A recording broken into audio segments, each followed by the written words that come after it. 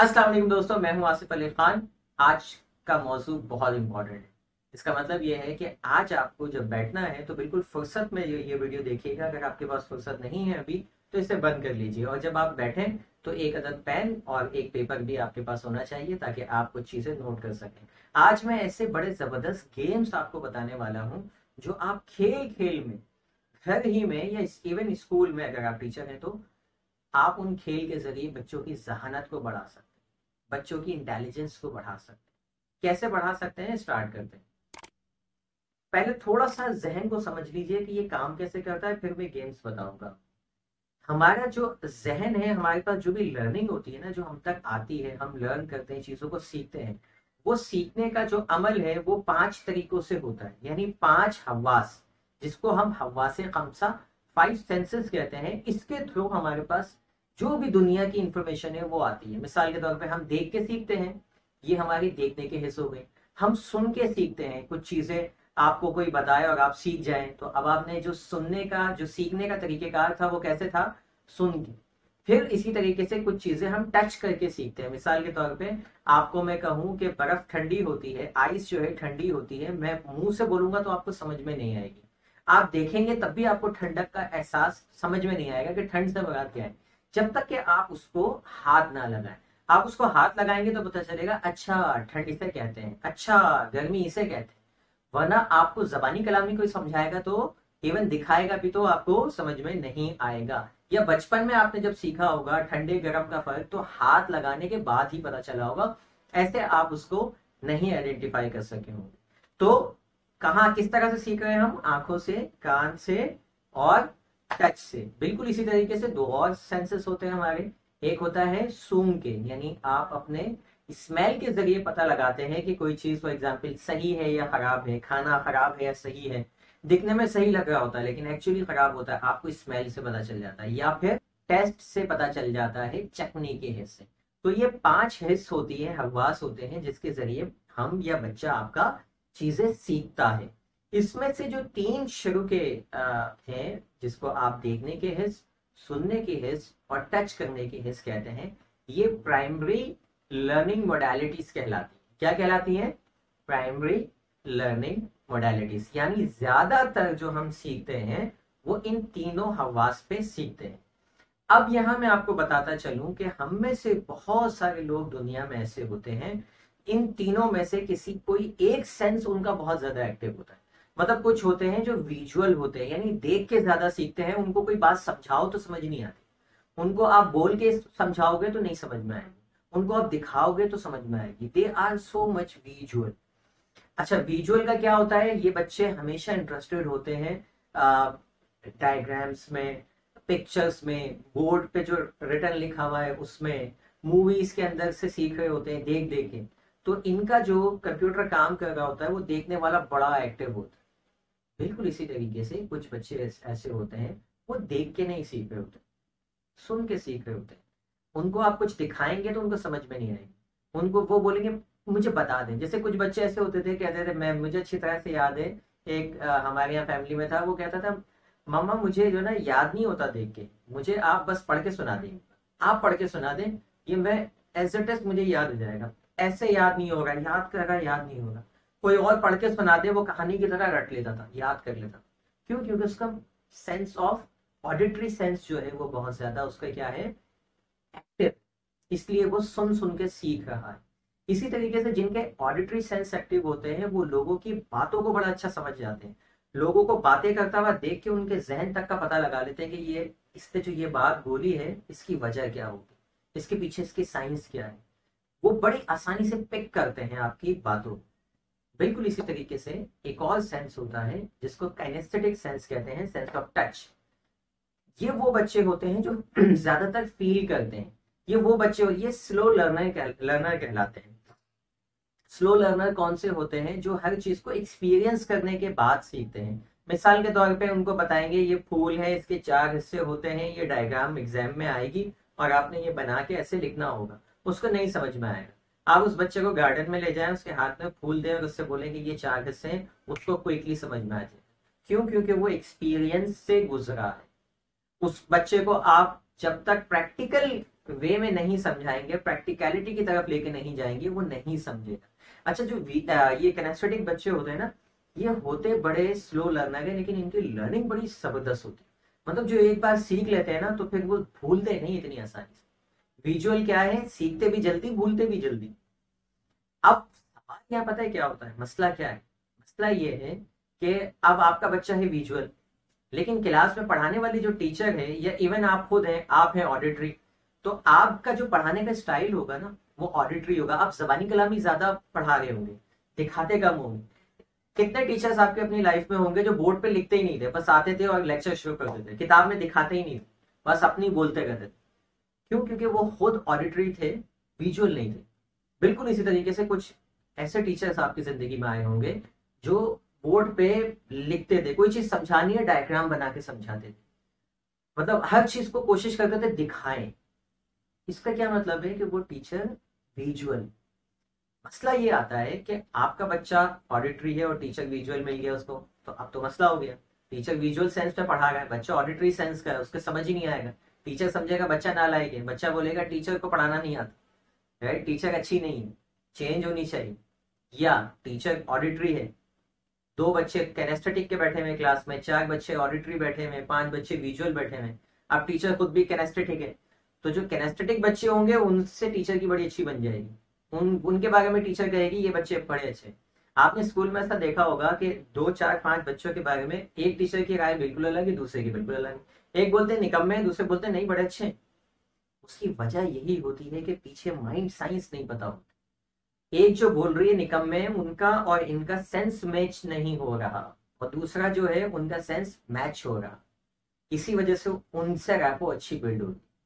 अब सवाल ये है कि सर बहुत बता दिया जहन के बारे में, अभी जो मैं बताने वाला हूं वो ये बताने वाला हूं कि आप अपने बच्चों के ये तीनों सेंसेस को एक्टिवेट कैसे कर सकते हैं। मिसाल के तौर पे आपका बच्चा विजुअल है, कैनेस्थेटिक और ऑडिटरी नहीं है, तो आप इस सेंस को बढ़ा सकते हैं, इतना बढ़ा सकते हैं कि वो तीनों मोडालिटीज पे सीखना शुरू कर दे। इसी से उसकी इंटेलिजेंस बढ़ेगी।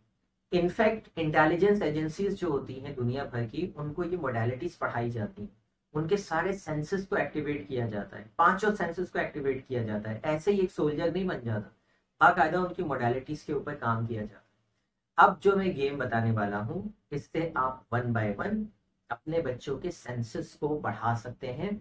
जब सेंसेस बढ़ेंगे उनकी इंटेलिजेंस बढ़ेगी, वो लोगों को पिक आसानी से करेंगे, चीजों को याद आसानी से करेंगे, ज्यादा से ज्यादा लोगों के साथ घुल मिल सकेंगे, ज्यादा से ज्यादा लोगों के साथ रेपो बिल्ड कर सकेंगे। अक्सर जो है वो ऑफिस में या लोगों के साथ क्या होता है, बॉस ऑडिटरी है और एम्प्लॉय विजुअल है। एम्प्लॉय बड़ी मेहनत करता है, डायग्राम्स बनाता है, पावर पॉइंट जो है प्रोजेक्शन बनाता है, और उसके बाद लेके जाता है बॉस के पास कि सर देखे मैंने कितना वर्क किया। सर क्या बोलते हैं, सर बोलते हैं फाइल बंद करो, ऐसे ही बता दो, जबानी कलामी बता दो क्या हो गया, सेल्स का टारगेट छोड़ो, ये चार्ट वार्ट छोड़ो, ऐसे ही बता दो कि कितनी बड़ी है घटी है, क्या हुआ। अब बोलते हैं यार मैंने इतना मेहनत की, 1 हफ्ता लगा दिया ये सारी, और बॉस फाइल बन गई। क्यों भाई? क्योंकि बॉस आपका ऑडिटरी है और आप उसको विजुअल सेंस में दिखा रहे हैं। सर क्लियर होगी ये बात यहाँ पे? लेकिन अगर आपके बच्चे के तीनों सेंसेस एक्टिवेट हो जाएं, तो वो तीनों किस्म के लोगों को बड़ी आसानी से डील कर पाएगा और अपनी इंटेलिजेंस में इजाफा कर पाएगा। अब आते हैं गेम्स की तरफ। आपने क्या करना है, खेल खेल में बच्चों के ये सेंसेस को बढ़ाना है। कैसे? फॉर एग्जाम्पल आपका बच्चा, आप चाहते हैं विजुअल सेंस को बढ़ा दिया जाए, तो आप क्या करें कि सबसे पहले विजुअल सेंस बढ़ाने का एक तरीके का ये हो सकता है कि उस पर एक गेम खेलें। गेम ऐसा है भाई कि किचन में जाएं और किचन में जाके एक पिक्चर ले लें खाली किचन की, और उसको लेके रख लें, और बच्चे से कहें कि जाओ देखो किचन में सारी चीजें, ऐसे ही पिक्चर ले लो जैसे हमने मोबाइल से ली, आपने आंखों से पिक्चर लेनी।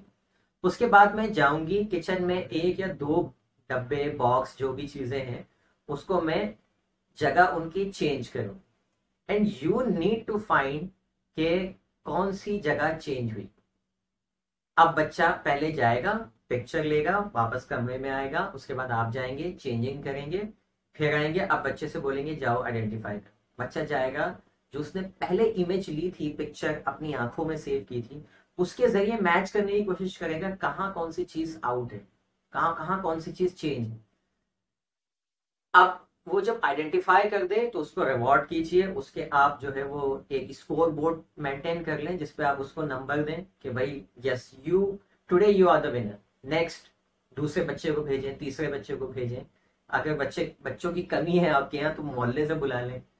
बच्चों के साथ बच्चे ज्यादा आसानी से खेल सकते हैं। और फिर जब आप रिवॉर्ड दे रहे होंगे ना, इनके इतने पॉइंट हो गए, उनके उतने पॉइंट हो गए, तो फिर क्या होगा कि वो कभी भी बोर नहीं होंगे। वरना क्या होगा कि 2 दिन आप ये गेम खेलेंगे, तीसरे दिन बच्चे बोलेंगे मामा बोर हो गए, अब मजा नहीं आ रहा इसके। लेकिन जब उनको पता होगा ना कि कल मेरा स्कोर ये था, फला मेरे मुझसे आगे निकल गया, फला मुझसे पीछे रह गया, आज मैं जीतूंगा, तो फिर वो एक ही गेम को बार बार खेलने में इंटरेस्टेड हो जाते हैं। अच्छा, सवाल ये कि पहले मैंने मोबाइल से तस्वीर लेने को क्यों कहा था।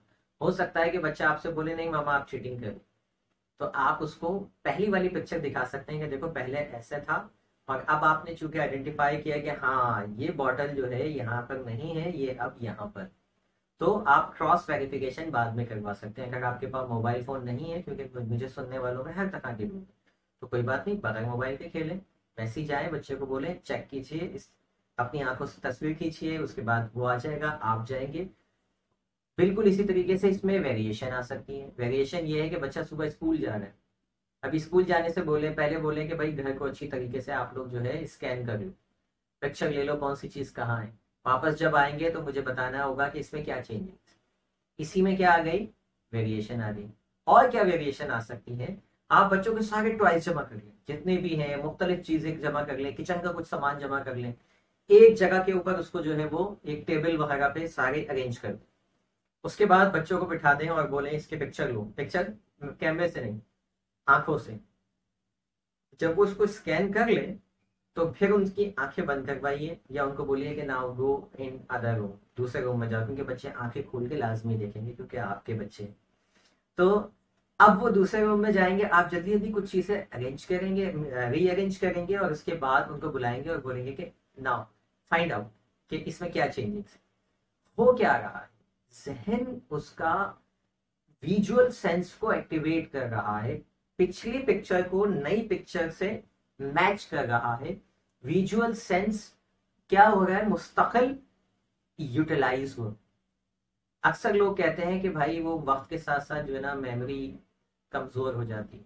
तो भाई मेमोरी जो याददाश्त होती है वो कमजोर नहीं होती, हम बचपन में ज्यादा इस्तेमाल कर रहे होते हैं, बुढ़ापे में या एक अधेड़ उम्र में हम वो इस्तेमाल नहीं कर रहे होते तो हमें लगता है याददाश्त कमजोर हो रही है। आप भी अगर इसको इस्तेमाल करें तो आप भी अपने इस सेंस को एक्टिवेट कर सकते हैं। मैं अपनी क्लास में डेली एक अरसे तक जो है मैंने ये स्टूडेंट के साथ किया है कि मैं रोजाना जब वो क्लास पढ़ाता था तो इसी तरीके से अपनी आंखों में एक पिक्चर ले लिया करता था। और नेक्स्ट डे जब बच्चे आते थे और जैसे ही उनकी सीट आगे पीछे होती थी तो मैं फौरन उनसे बोलता था कि आप कल यहाँ बैठे थे, आज यहाँ बैठे हैं, आप वहां बैठे थे, यहाँ बैठे। इससे बच्चे एक तो फौरन इंस्पायर हो जाते थे कि सर ये कैसे आपको याद रहता है, 1 दिन बाद, 2 दिन बाद, 3 दिन बाद आपको कैसे पता चलता है कि हम कल कहाँ बैठे थे, हम परसों कहाँ बैठे थे, और हमारी तो कोई एक पक्की सीट भी नहीं है कि हम डेली यहाँ बैठते हो और आज चेंज की हो तो आपने पकड़ लिया हो। उसकी वजह क्या थी कि मैं अपनी विजुअल सेंस को ट्रेन कर रहा था। तो ये मेरे लिए एक आइडियल सिचुएशन थी। अगर आप टीचर हैं तो आपके लिए आइडियल प्लेस, आइडियल गेम है कि डेली अपने बच्चों के कोई स्कैन कीजिए और नेक्स्ट डे देखिए वो कहाँ बैठे हैं। कोई एक भी आउट है तो अपने माइंड को बता दीजिए कि हाँ ये कल यहाँ नहीं था, ये यहाँ था। आपका विजुअल सेंस भी एक्टिवेट हो जाएगा। और इसी तरीके से कई वेरिएशंस आप अपने बच्चों में ला सकते हैं। इस गेम को मुख्तलिफ तरीकों से अपनी क्रिएशन के साथ भी इसमें तब्दीलियां ला सकते हैं। आइडिया ये है कि बच्चे को पहले एक चीज दिखाई जाए, उसको स्कैन कराया जाए, फिर उसमें तब्दीली हो और फिर बच्चा पहचाने। अब ये आप कैसे भी वेरिएशन ये कर लें, it's all up to you. ना अब बात करते हैं ऑडिटरी सेंस को किस तरह से एक्टिवेट किया जा सकता है। इसके लिए आपको मैं अलग गेम्स बताऊंगा। इस सेंस को एक्टिवेट करने के लिए आप जो गेम खेलेंगे उसमें आपके पास मुख्तलिफ कॉइन्स होने चाहिए, जैसे 1 रुपए का सिक्का, 5 रुपए का सिक्का, एक छोटा वाला, एक बड़ा वाला, एक दो पत्थर ले लीजिए। अलग अलग धाते आपके पास होनी चाहिए, उनके वजन अलग होने चाहिए। कोई प्लास्टिक की कोई चीज ले लें। उसके बाद एक जो है वो बर्तन ले लें, कोई कांच का या टिन का, और उसके बाद बच्चे को पहले दिखाएं, हर चीज की आवाज सुनाएं कि कौन सी चीज गिरती है तो कौन सी आवाज आती है, कैसी आवाज आती है। पहले बच्चा एक एक चीज के सबकी आवाजें पहचानेगा, वन बाय वन गिरा के दिखाइए। उसके बाद उसकी आंखों पे बांधिए पट्टी और उसके कान पे ले जाके मुख्तलिफ धातों को, 1 रुपए का सिक्का, 5 रुपए का सिक्का या कोई और पत्थर गिरा के उससे पूछिए कि ये किस चीज की आवाज, और वो आपको आवाजें पहचान के बताएगा कि ये इसकी चीज है, ये इसकी। और आप साथ साथ क्या करें, स्कोर बोर्ड मेंटेन करते रहें ताकि उसको पता चले कि उसने कितने पॉइंट्स लिए। पॉइंट्स नहीं होंगे तो मोटिवेशन नहीं आएगी, बच्चा 2 दिन में बोर हो जाए। ऐसा आप इस गेम को कर सकते हैं, उससे उसके ऑडिटरी सेंस बढ़ जाएगा। और मजीद क्या कर सकते हैं, आपने बच्चे को जो है वो आंखें बंद करवाई और उसके बाद 5-6 बच्चे वाले साहब घर वाले बैठ गए और मुख्तलिफ आवाजें चेंज करके उसे जो है वो कोई पुकारे, और बच्चे को ये आइडेंटिफाई करना है कि ये किसकी आवाज। अच्छा, साथ साथ उसको डायरेक्शन भी बतानी है कि ये आवाज बाबा की है और ये इस डायरेक्शन से आ रही है, आंखें बंद है, ये आवाज मामा की है और ये इस डायरेक्शन से आ रही है, ये इस डायरेक्शन से आ रही है। इस तरह से उसको आवाजों की डायरेक्शन का भी पता लगने लगेगा। आप बॉल्स ले सकते हैं मुख्तलिफ, एक फुटबॉल ले लीजिए, एक टेनिस बॉल ले लीजिए, एक रबड़ की बॉल ले लीजिए, और उनकी आवाजें जो है ना उसको पहले सुनाए और उसके बाद उसकी आंखों पे पट्टी बांधे और उससे पूछे कि बताइए ये कौन सी आवाज है, कौन सी बॉल की कौन सी आवाज है। इस तरह से क्या करेंगे, आप उसके ऑडिटरी सेंस को डेवलप करते चले जाएंगे। अगेन ये तो मैंने 4-5 ऑडिटरी गेम्स बता दिए, आप इसमें कई वेरिएशन ला सकते हैं। आइडिया फिर वही है कि पहले उसको सुनाएं, दिखाएं, उसके बाद फिर उसकी आंखें बंद करके उससे पूछें कि ये क्या है।